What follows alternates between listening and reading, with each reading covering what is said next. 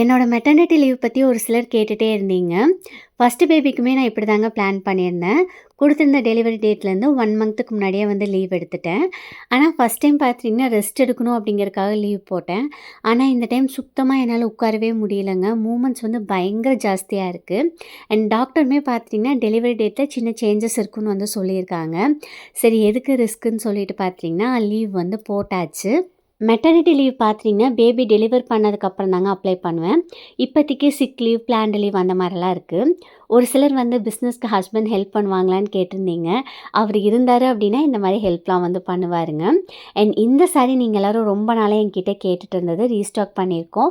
Open view வந்து காமிச்சிருக்கேங்க. First பார்த்தீங்கன்னா, நம்மளுக்கு பிளெயின் ப்ளவுஸ் குடுத்துருந்தாங்க. இப்போ வந்து ப்ளவுஸில் ஃப்ளாரல் பேட்டர்னோட குடுத்துருக்காங்க. உங்களுக்கு வேணும் அப்படின்னா, ஸ்க்ரீன்ஷாட் எடுத்துட்டு வாட்ஸ்அப் பண்ணுங்க. அண்ட் இந்த சாரியோட ப்ரைஸ் பார்த்தீங்கன்னா, 550 + 50 வந்துட்டு ஷிப்பிங் வருங்க.